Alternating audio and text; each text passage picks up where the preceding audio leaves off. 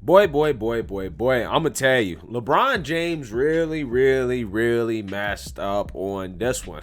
Guys, I'm telling you, LeBron James has effed up, okay? Because after posting that tweet about accountability, right, and saying you're next for the police officer who heroically saved somebody's life, saved them from getting stabbed, and LeBron James asked for accountability for a police officer that saved somebody's life. Again, makes no sense, right? And most people know it makes no sense. But what I'm trying to say is that what LeBron James did was so epically stupid and utterly disgusting that it has inspired normal people to fight back. As this story right here came out today, that a Cincinnati bar won't put on NBA games until LeBron James is expelled. Wow. Let's read here. The owner of a West Side Cincinnati area bar refuses to show NBA games on television anymore over statements LeBron James made about a fatal police shooting of a team in Columbus. The games can go back on the TVs at the Lynn's Pub in Delhi Township when James is expelled from the league, said bar owner Jay Lehman. All right, so we know he posted, and then here's a quote here. It says, Lehman, who announced that no NBA games on TV policy in a Facebook post, said he is tired of all athlete statements. Quote, they just need to play the game, and that's it, he said. Their opinion doesn't really matter. They're using their position to push their opinions, and that's just not right. Lehman says a high-ranking government official of the likes of former President Donald Trump or President Joe Biden made similar statements. There would be calls for impeachment. Definitely with Trump. I don't know about Biden on that one. But LeBron James has responded. He's responded. He said, damn, I was headed there to watch our game tonight and have a drink. Well, that's a lame response from LeBron. It really is. But I got some advice for LeBron James. Just shut up, okay? Because you are not cut out for this game, son. You're not cut out for the game of politics. You're just not. This is a contact sport. That is why you play basketball. You don't like contact, okay? That's why you're always looking for a foul every time you drive to the lane to try to get a layup. Because you're not built for contact, bro. You're just not. Everything you're saying is making the situation worse for yourself. One, because first and foremost, you sound like an idiot. Two, you're pissing off police officers across the country, which means that you're probably pissing off the police officers that you depend on to protect you. Three, you're hurting the black community, right? And four, you're dividing America. You're dividing America. You're not adding anything of substance to this conversation, LeBron. You've done nothing but make this conversation worse. Your millions of followers on social media, you've put in their mind that a cop should be held accountable for trying to save the life of a young black girl. You've pushed this race narrative so far that even saving black people is not good enough for you. That's wrong. Just because the officer is white. That's how far you've taken this stupidity train. And you've probably brainwashed millions of your other followers to believe the exact same thing. And I don't blame the bar owner for being upset about this. Because it's really disrespectful and it was really irresponsible what he tweeted. He's right. Somebody of LeBron James' status and following should be held responsible for tweeting out things like this. He really should. I don't blame this man for doing this. And maybe, who knows, NBA's ratings are already hurting enough. Shoot, if more bar owners decide, you know what, we're not showing any more NBA games, then I wonder how much more that's going to hurt the NBA. Can't help them. Can't help them. And you notice the NBA is silent on this. Adam Silver, nowhere to be found. They have nothing to say about this because they can't control their employees, right? They can't control their employees. Their employees are out of control, ruining the brand of the league. LeBron James single-handedly is tanking the NBA. He is single-handedly taking the NBA. He may end up winning 6 rings. He may end up winning more rings than Jordan. It would take a miracle for him to do it. He might. But he will never be called a GOAT because he has ruined the NBA. Under LeBron James's prime years in the NBA, he has had a negative effect on the popularity of the game. That's not what happened under Jordan. Jordan took the NBA to a new level that it never was. Jordan made the NBA the most popular sport in the world. LeBron James has made the NBA probably one of the least popular sports in this country, or at the very least has significantly contributed to the decline of the popularity.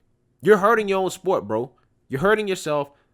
You're hurting Black America, and you're dividing the country. You're not cut out for politics. Your rhetoric is too dangerous. You don't know what you're talking about. You're uneducated.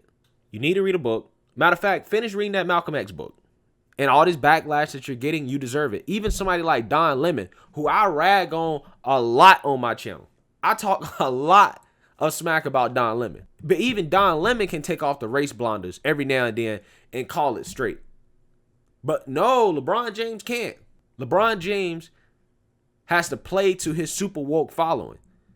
And he's so deep down that rabbit hole. They're all so deep down that rabbit hole. They're so brainwashed that at this point, they've rationalized not caring about Black lives anymore.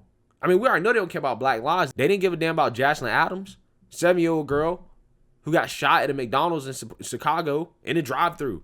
7-year-old girl. Gang violence. Nobody cares. Nobody said anything.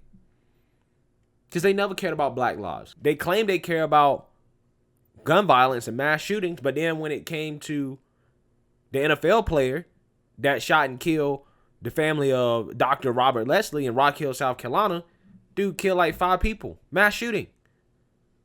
But they didn't care. They said they care about mental health. I mean, dude was an NFL player.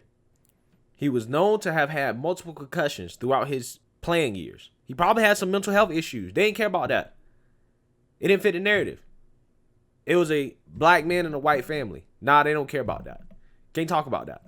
If it's a white person that's involved, oh my God, white supremacy. If it's an Arab person involved, oh nope, Arabs are white supremacy too.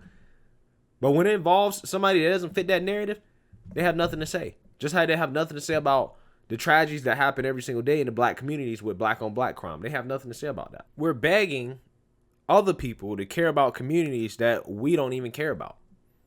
We don't even care about them. But we're begging other people to care. And then we are demonizing the cops that risk their lives to protect these communities. A lot of them that are dangerous, right?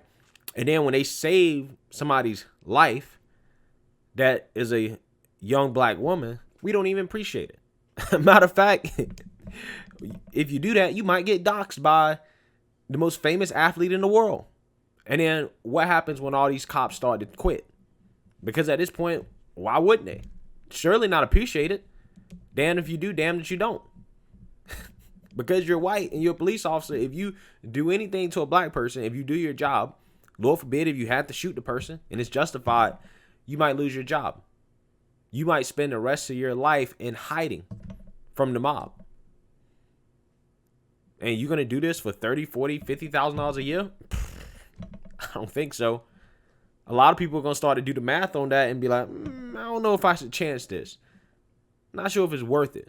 Maybe I should, go become a teacher or, sell insurance or go back to school or, become a lawyer or do something that, is less risky than this. A lot of people might start doing that.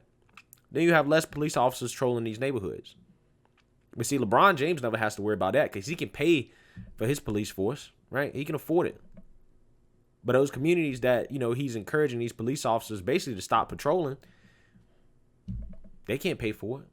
They're going to be affected the most and the most negatively from this. But LeBron don't care. He lives in his own bubble. He's too busy making money off of Nike. But LeBron James wants to sit here and try to lecture America on accountability. Bro don't even want to be accountable for his own reckless tweets. He don't even be accountable for the Black community. He doesn't be accountable for his own people. And this is just who LeBron James is. It shows up on the basketball court too. That's why he's always running away from the big shot. He's always running away from the big moments. He wants to defer to Kyrie Irving, right? He wants to defer to Dwayne Wade and then turn around and leave once the place falls apart, once they lose. Like he did in Miami and in Cleveland. This is who LeBron James is. And this is exactly what he's doing to the black community.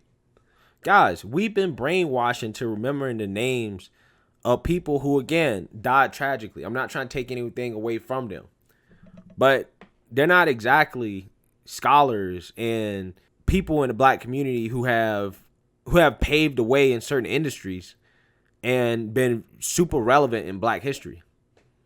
They're just not. And you would think that with all the attention that has been put behind these people, that we would at least have a law or major law changed or police reform or something. We can't even get that because apparently the filibuster is racist. We're too busy having a race conversation that nothing can even come of all this attention that's going behind people like George Floyd, right? These are who our young people know, right? Dude, our young people know more about George Floyd than Thomas Sowell? They probably do. More young people, young black kids know his name more than they know the name of Thomas Sowell or Walter Williams or Frederick Douglass or a Booker T. Washington. But they know the names of all these other people. Ain't it funny how that works? Is that something that any other community does? I don't think so. But we're the only community that's doing that. Why is that? To me, it runs parallel to the fact that black people know more rappers than they do black scientists or black engineers or black politicians. We've been taught that Ben Carson is a bad person, even though this man is probably one of the most talented brain surgeons to ever live. This man has the best hands on earth, like straight up at one point in time.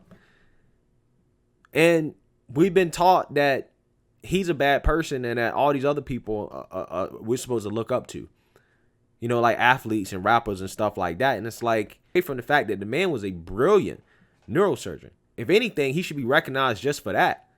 This man was separating conjoined twins out here, bruh. He literally, like I said, had some of the best hands in the world. You have to have precision. This man was talented. He led a team. But we don't talk about him. We look at him like a joke just because of his political beliefs. But people look up to people like LeBron James who says stupid stuff like this, who's struggling to get past the first page of Malcolm X's autobiography. But we want him speaking on our issues. We trust him more than we trust a Ben Carson. Ain't it crazy? And again, people wonder why we're in last place. Look at the leadership. Look at who we venerate. That's why we're in last place. But anyways, this bar owner, this restaurant owner, who knows? This may set off a chain reaction in the industry. Okay, you may have more people and owners that decide, you know what, we're turning the NBA off. Right? We're turning the NBA off because they're disrespectful. They're disrespectful to police officers. You've been disrespectful to the country by kneeling for the flag. It could, right? And this could hurt the NBA even more. I mean, like I said, LeBron James is just not helping the NBA's popularity. Okay, he's really dug himself into a hole here. He really has. And this is kind of what I tell you guys about when it comes to the pendulum swinging the other way in politics. Like, they went too far. Okay, the left was so desperate to basically get another martyr that they grabbed onto the first thing that they could find, and it really bit them in the butt. It really did. Because this is just not it, right? This ain't the situation. But because they're so caught up in this narrative of racism, they can't admit their own faults, and now they look ignorant, right? They look like the fools they actually are. A lot of people are being red-pilled because people are figuring out that these people are absolutely crazy. So let me know what you guys think. Make sure you like, comment, and subscribe. Most importantly, share a black conservative perspective. Peace.